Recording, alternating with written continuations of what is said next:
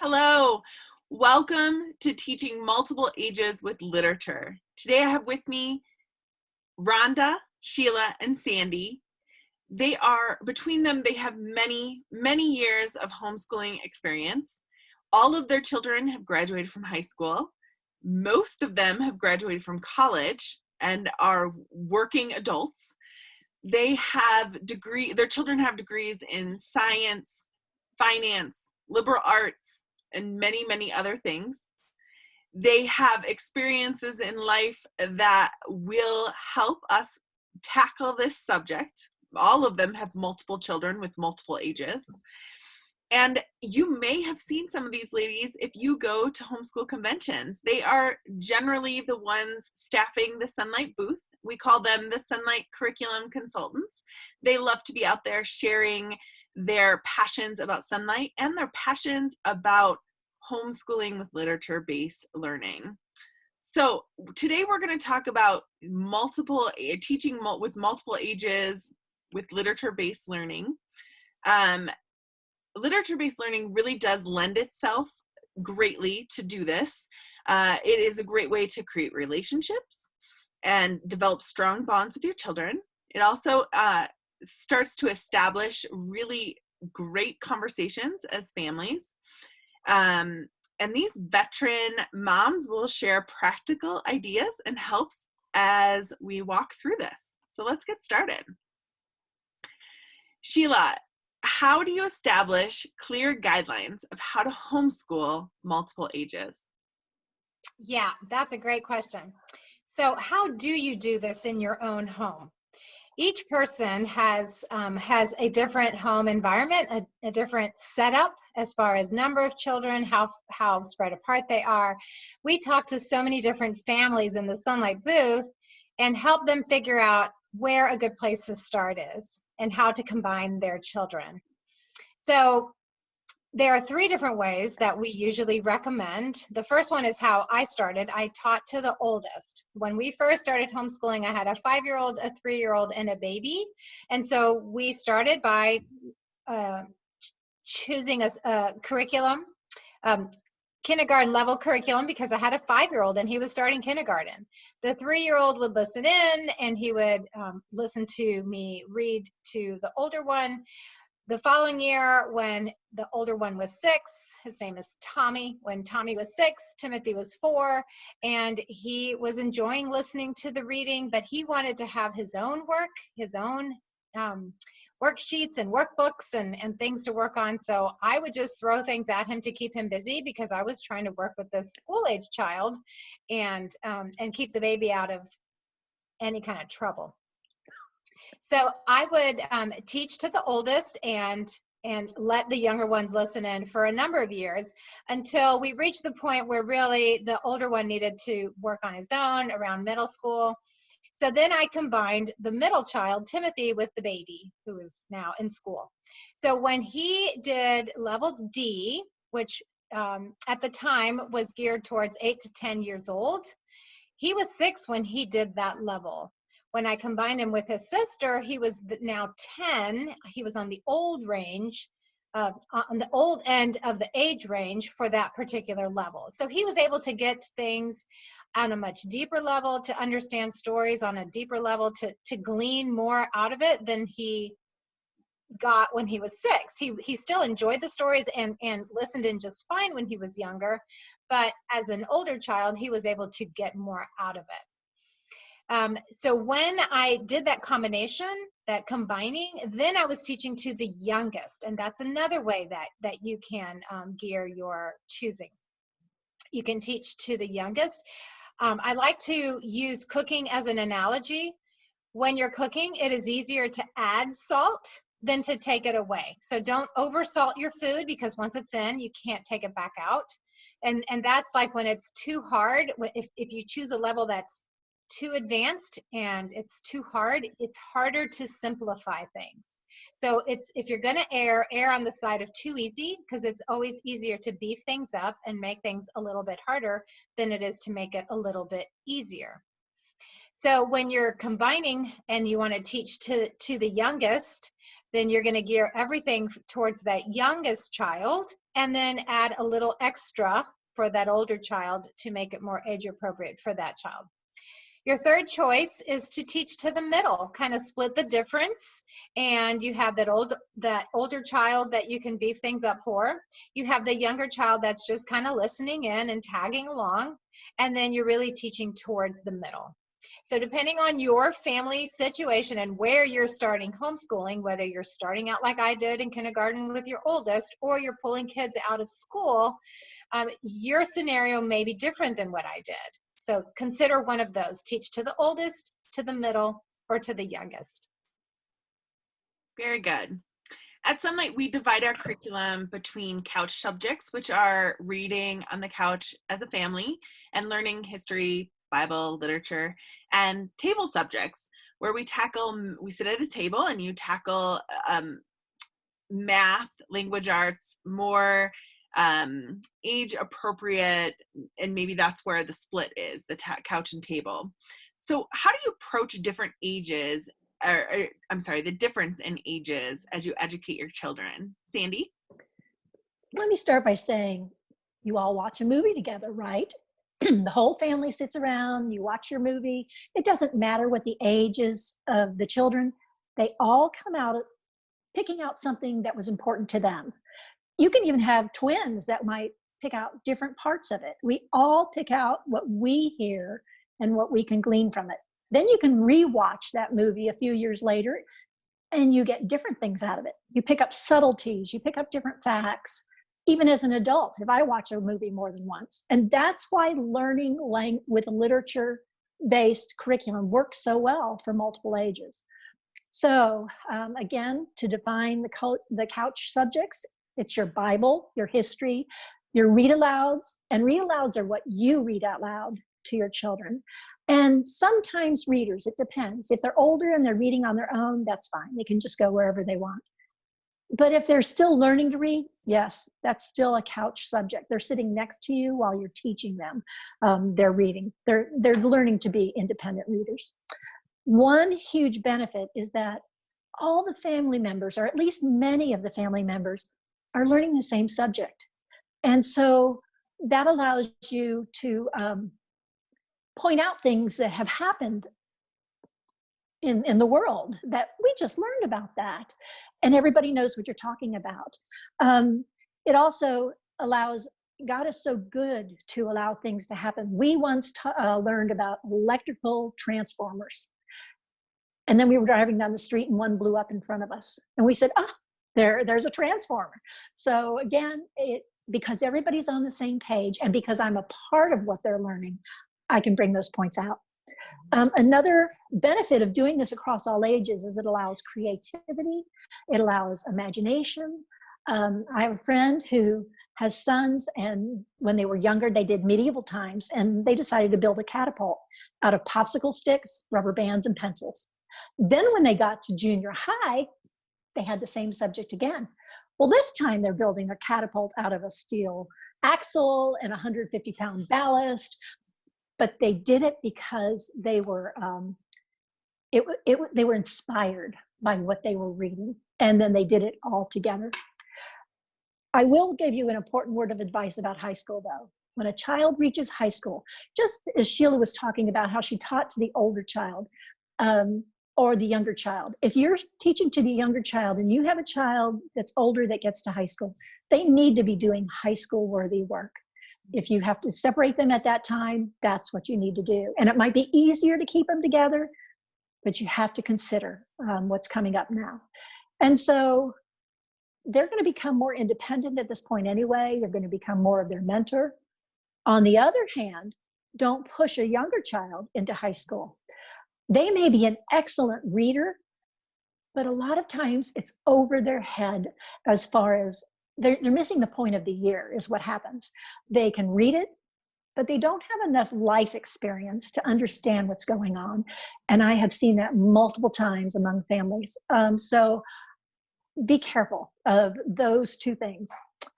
If you ever find yourself in a position, though, where the younger child needs to be taken out again because they would be pushed into high school, it's okay to revisit a year. It works out so well. I had to do that with one of my own children, and I thought she would be bored, I would be bored. It turned out to be an outstanding year for both of us, actually, because this time, just like that movie, she picked up more facts, she picked up more subtleties, she liked it a whole lot better, and I actually learned more the second time around too. So don't ever be afraid to revisit a year. Then you have your table subjects, your math, your spelling, your handwriting, your art, the things that you would do at a table, basically. And these are chosen according to the child's grade and ability. Sometimes you might have two children, depending on strengths and weaknesses, that need to be on the same math. That's okay. But typically, it's done by their grade and age. You're there to give direction. You're there to help them complete their work. You can walk around the table, whatever. But I think that this is pretty self-explanatory what a table subject is. Well, let's talk about homeschool schedules that work. Rhonda, can you help us figure out what to do and what are some ideas that work? Oh, I think you're on mute. Sorry. Yes, I can. Sorry about that. There are several ways to schedule, and you may even flex from year to year, from month to month. I think the important thing is to have some sort of schedule for the day, but it may flex. I think some things to ask yourself come from, actually stole this from Sarita Holzman. You might recognize that name. And she suggests to ask yourself a few things are like, do you want to start the same time every day? Is that important to you? Or is that not really going to be your style because you perhaps have, like, let's say you have littles and like they're playing beautifully together and you kind of hate to break that up. So are you cool with, okay, well, maybe we're going to start a little bit later today because they're being so fabulous. So there's that. Another thing you might have to consider, which actually had to do, which is if you do have a co-op day or you have a sports day or something like that, that you may need to schedule particular days different than other days to accommodate for the outside activities like dance, co-op, debate team, whatever. Also, are you going to be the type that you need to do every subject every day? And I will say, honestly, those types of subjects like math and language arts are skill-based, and those really do need to be done on a daily basis. Things that could maybe be combined into like 1 or 2 days a week could be like sciences or history could be done that way also, or reading. If you really want to read lots of chapters in one day, you could do that. And I do have a couple guidelines as for when you're scheduling and you're going with your day. You do want to make sure that you don't allow another child to interrupt when you're working with other children on the table subjects. This is twofold. For one thing, it's interrupting the flow of the child you're currently working with.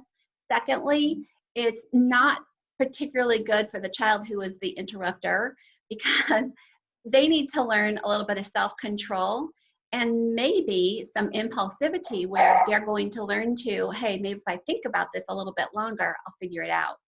And that independence is something we were really looking for.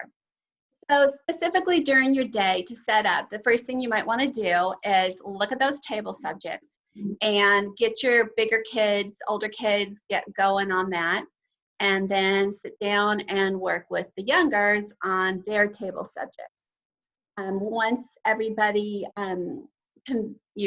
done with their table subjects, then you might let the littles have a little break, run around for a little bit while you go over anything that the olders need with their table subjects.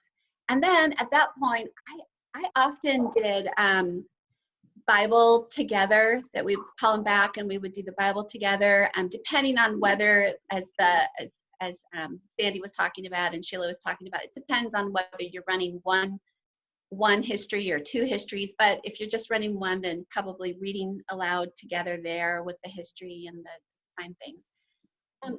I do have a hint for beginning of each year. I used to teach public school, and I did this in public school too, and that is, don't think that when you start the year that you have to be like, okay, this is day one at school. I must get all the subjects done. Not so much. You're going to die, okay? Be nice to yourself. I always eased in. So start with that math or start with that history and add one subject. And by the end of 2 weeks, you've trained everybody how to do all those subjects. And you've trained yourself, you've eased into a schedule. And I'm just saying it's nicer. It's nicer. And another thing you can do when you're doing your read alouds, this is a great time, especially for those littles. They may be a little bit hungry, so maybe like approved snack time could be a possibility. As they're chewing, they're thinking, they're a bit able to listen in.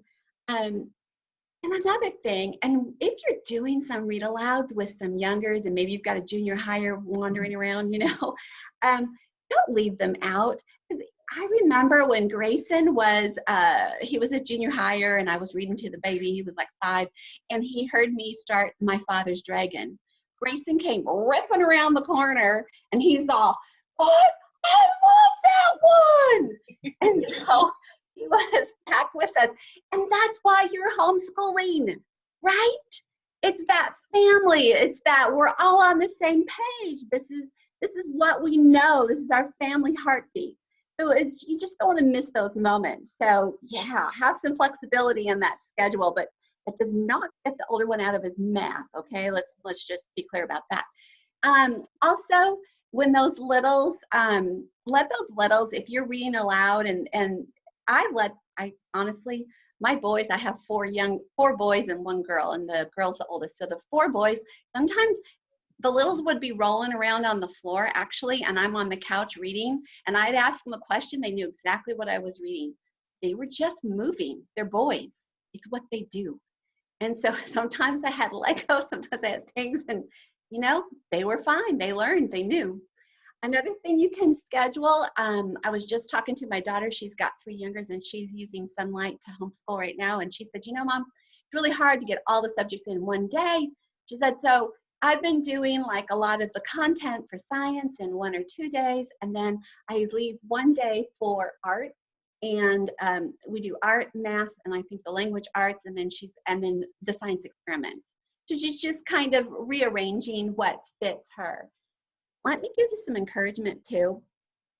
Sometimes, no matter how much you schedule and you plan and you're flexing and you're doing all these things, no matter what, sometimes you can just have a rough day, or the kiddos are having a rough day. You know what? Don't get too wigged out like, oh my gosh, this is ruining my schedule. It's better not to force it. It's better to let them change it up. Say, okay, everybody, it is officially tea time, and pull out the reader. Or officially, it's time to go out and have some PE and run around outside and, throw balls or whatever it is you need to do. But I would encourage that. And also, I think there's a tendency in our schedule sometimes as we're moving along, when you have those older children and they are independent a lot, and I would really encourage you, when you've got a little taking a nap, take that time to give that older child some individual attention. Give them that nurture. They need it too. They're never going to tell you that they do, but they do. And that's the time to look into their eyes, talk to them, hear them, talk about the book they're reading, whatever. But don't miss those opportunities. That's why we're doing what we do. Well, that is amazing. As we think about our children aging and having to change and modify the schedule that you may have established when they were younger, how can families approach this as children age and change? Sandy? There are various reasons why things may come up, why you have to change things up. For instance, one of my children, I had to slow down the year we were on. And it's okay with a Sonlight year, for instance, to take 1.5 years to do it, even 2 years, as long as they're doing math every day, reading every day. And so what I would do is I would take my schedule and I'd count out 3 days, make a little mark in the schedule. And then the next week when I came in, I'd start again. So what I did with her, because I was trying to get her on a particular schedule, it took us 3 years to do 2 Sonlight years. It worked great.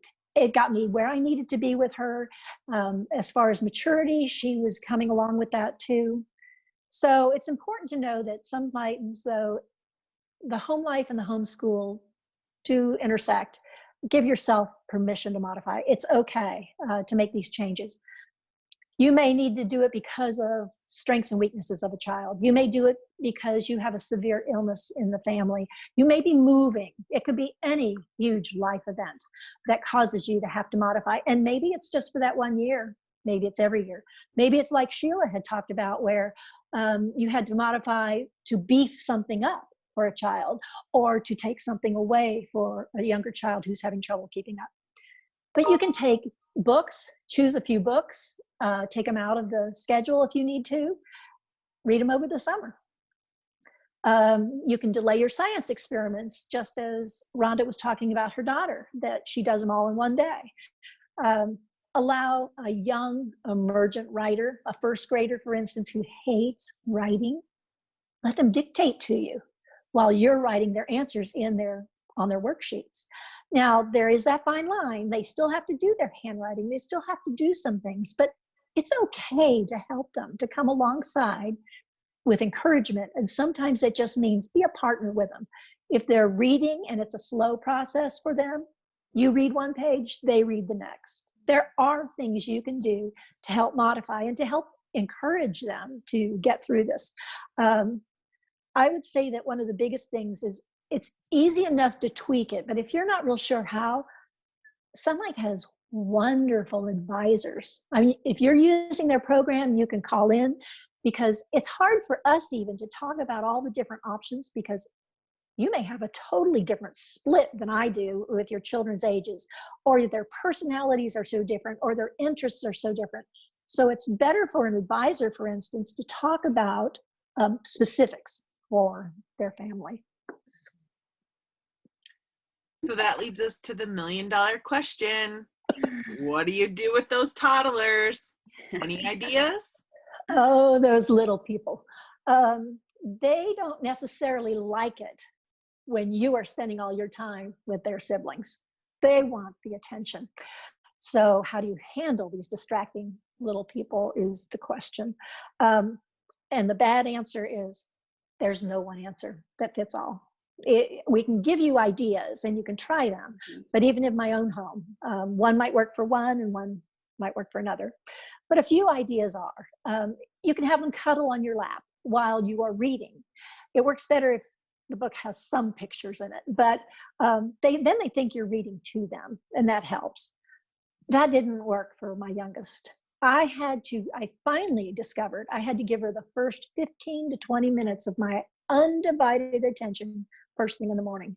We colored, we read, we just talked sometimes. And by giving her my attention, then she could sit in the room with us and she would let us read, she would let us do school without distracting at all. But prior to that, it was constant interruption. So giving her that time made all the difference in the world. Rhonda, do you have anything to add? Yeah, I also had, remember, I spoke teenage and toddler at the same moments. And I remember my youngest, when I'd be reading some of those Usborne books and stuff to his, as school age, they were probably 5th grade or something. I remember like he would be in the room, but he would suddenly jump up on the back of the couch, peer over my shoulder. If he heard something cool, look at the picture, and then jump back out and then go back. And you just never know what they're going to do. Some people have called, toddlers kind of like chimpanzees. You can't really, enthusiastic, loving, but, kind of like, wow. Anyway, one thing you can do is I actually had a special group of activities that were they were only for read aloud time with the siblings. And those are the things that they could play with or use during that time. Another trick that you can use, and my daughter actually used this one on her 2-year-old, her current 2-year-old, is make sure that the activities go in the school supply closet, so that when you're pulling something out for the day, he knows he just got his school too, because he's part of the big kids. So he has special puzzles that are his school, and he's very, very happy about that. Other things that you could possibly use, I allowed Legos. I had certain Legos they could use that worked. Felt boards with shapes, magnetic boards with letters, whiteboards. Okay, that could get crazy with, markers, but evidently this did not happen when I was when I was homeschooling, but there's something called Color Wonders, and evidently it's special paper, and when the kids mark on that paper, the color shows, but if they're color on anything else, it'll never show. So it sounds good. Yeah, and I used I let the kids, I would buy pipe cleaners and let them create like structures, and that was a good one. They have wiki sticks now, and those are those little waxy sticky things. Those are pretty cool too. So really neat. The key, I think, is it's special school time, their things, and they will feel very grown up about it and part of the group, and that is part of raising toddlers to come cooperate with you. So I think that's about it. Well, those are all great tips. How do you make sure your students have the tools and resources they need for learning? Sheila?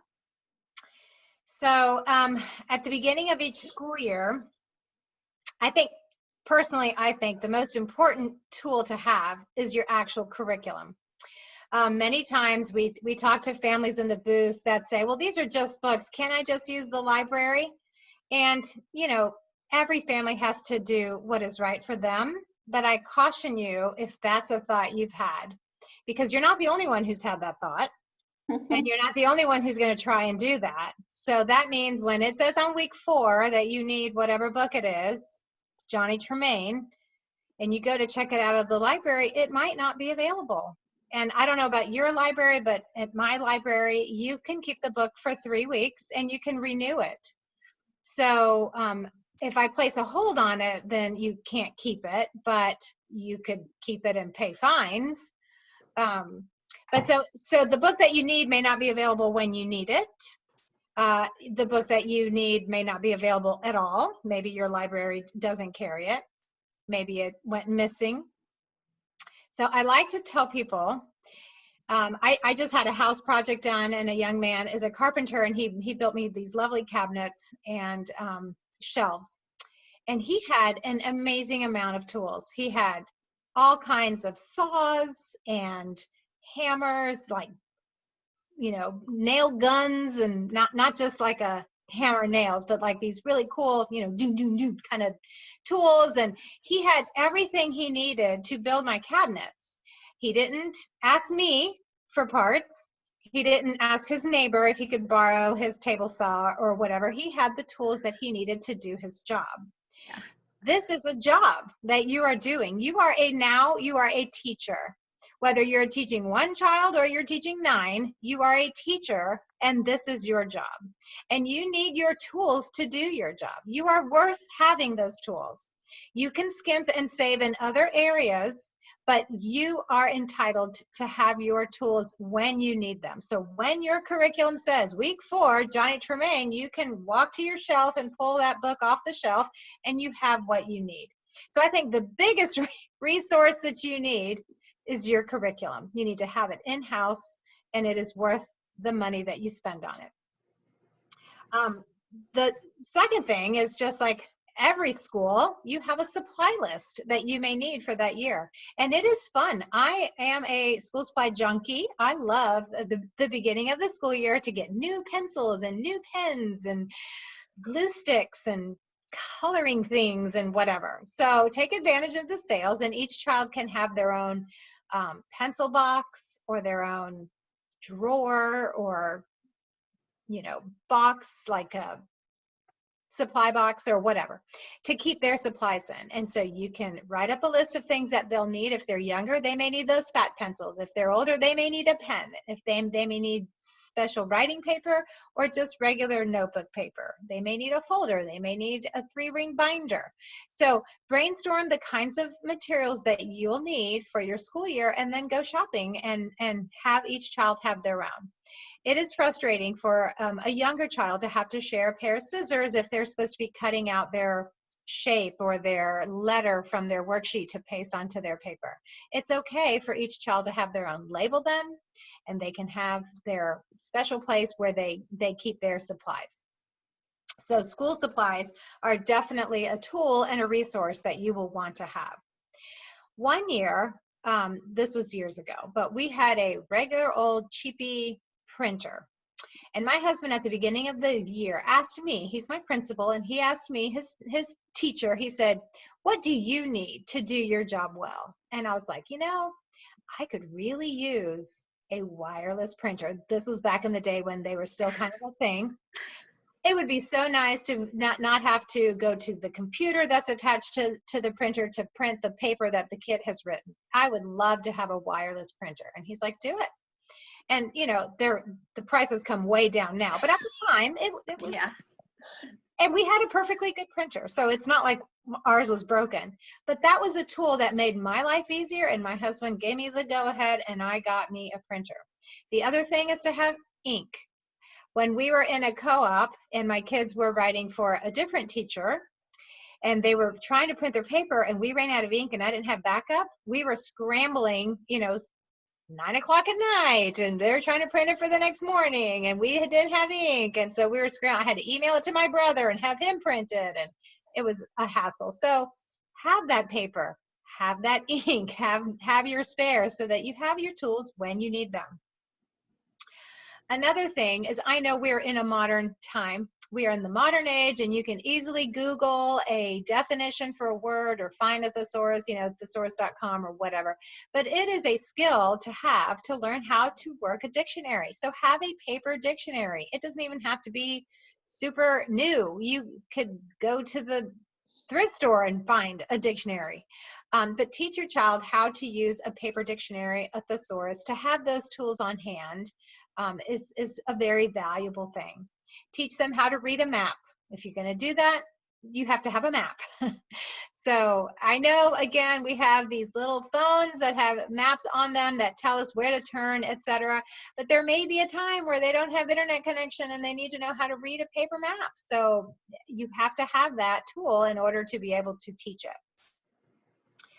Some other online resources are Khan Academy. My sister-in-law was like, I just discovered this. And I was like, didn't everybody know about Khan Academy? But it's a great online resource. It's free, and you can practice all kinds of things, even SAT practice. My daughter did all her SAT prep work on Khan Academy. There are free resources for your phones. I myself am learning some foreign languages on Duolingo. It's a great app that you can use. It's simple enough, I think, for a youngish child. They have to be able to read. But there are so many other resources that you can use in conjunction with just your regular curriculum. And finally, this is a tool and a resource, but teach your child how to find the answer. Don't just give them the answer. If they come to you and ask, how to spell a word, or where is Florida or whatever, lead them to the place that will give them the answer. So whether that's a dictionary, whether that's an online search tool or whatever, a map, show them how to get to the answer. Don't just give it to them. Yes, there are times where you're working with, multiple children, and they just want to know how to, does here have H-E-R-E or E-A-R? Which one is it, mommy? I'm not going to stop everything to make them look that up. But more often than not, I do try to direct them how to find the answer on their own. And that is going to serve them for years to come. Because they can't ask me everything, and I don't know everything. It's easy in kindergarten, but once they're in high school and college, I don't know the answer. So they have to learn how to learn. Yeah. Rhonda, can you help talk us through how to allow independence to grow as children grow? Yes, absolutely. I will say that I have a couple friends who are college professors, and I will tell you that there's been some moms here that have done some great jobs of growing some independent homeschoolers because my friends who actually they're I think accounting professors and got graduate work, and they're like, I love those homeschoolers because they can think, they can divide, they know how to do, like, they can do all the things. So okay, so how did that happen? It's intentional. So it starts back in when they're in elementary school and you have your little one and you've got your handy dandy Sonlight schedule going on. And what you can do is write down simply like 2 things for that child to accomplish, and let them kind of be responsible for the timing of that, and let them get those 2 things done. So that's kind of a beginning, just like give them a little bit of some independence. And then let them, if you see though that they don't get it done, then you need to back up the truck a little bit and just give them maybe 1 thing and then move on. So then let's say they get to junior high. What you should be able to do at that point is give them a daily schedule where they're having to now not just divide a couple hours, but they're having to divide, okay, how I'm going to accomplish all these things in this amount of time for this day. So kind of a daily schedule probably is appropriate for a junior higher. By the time they're in high school, at that point, it should be, this is the week. You figure it out. How are you going to schedule yourself? How is this going to get done? And that's teaching that independence. That's teaching responsibility. Again, don't let it get to a train wreck situation. Well, okay, sometimes you do have to let it train wreck, but be in there and be cognizant and aware of whether they're really getting those things done. Maybe check with them, have a weekly meeting. But I would not be doing, I don't know that eventually you would want your junior or senior that you're not doing a daily check. It would need to be like a weekly check because that's truly getting them ready for college then at that point. And just remember though, even though just because of that literature base that you're hopefully using with your high school child, I still, even at that age, when I had that weekly meeting, don't give up that moment to connect with your child, with that high schooler, because you still are developing those relationships. And yes, they're independently doing a lot of their things, but you still want to touch base with them, talk to them, look in their eyes, connect. So important. What are some ideas for outside the box thinking that includes using real experiences for learning? You know, many of us learned in a traditional school setting. And so sometimes it's hard for us to get out of that. Even with literature-based, which is outside the box, it's still hard for us to leave the idea of doing all our school at the table or on the couch every day, every subject. But sometimes it's appropriate to do something different. But there is, so that's the first thing, is don't get stuck with the idea of traditional school necessarily, or the traditional setting. The other one is don't compare yourself. Don't think don't find out what your homeschool neighbor is doing or your friends are doing. Don't compare yourself. Ask yourself, are my children learning? Do they love to learn? Hey, you're doing good. But some ideas for outside the box is use real life experiences. Grow plants, grocery shopping, just the menu planning. When Sheila was talking about, well, that was not today, but there are other ways to do that outside the box. So you can do the menu planning and all that. You can discuss opportunities when you're out doing errands. What did you think about that character? How would you build a catapult? Your learning goes on all the time. Little ones can help sort socks, match colors. There are those sorts of things, but sometimes a difficult season happens. again, illness, you're moving, something can happen. And so you might want to use the Discovery Channel if you have cable. You might want to use Magic School Bus DVDs, there's Seasons for Science. You might want to go to the museums for history and for science. This may be an odd point for thinking outside the box, but we're so used to doing school during the day and we're done by the evening. But include Dad. Include him in what you have done, just to talk about some of the things you've learned, show him what you've learned, because remember, everybody else has been pretty much on the same subject. So he's kind of like, we have all an inside joke and he's missing out. So just kind of keep him involved. I would say that teaching multiple age children can be a challenge. There's no question. You have different personalities, you have different age spread, home life, all of those sorts of things. It may take a few weeks every year to find that rhythm, but you can tweak it. You can call a Sonlight advisor if you need to, but remember, relationships is what you're working on to develop. It is so worth it. I just want to say, be encouraged, do it. That's great. Thank you, ladies, so much for joining me to talk about teaching multiple ages with literature. I hope that you all found this helpful, and we'll see you next time.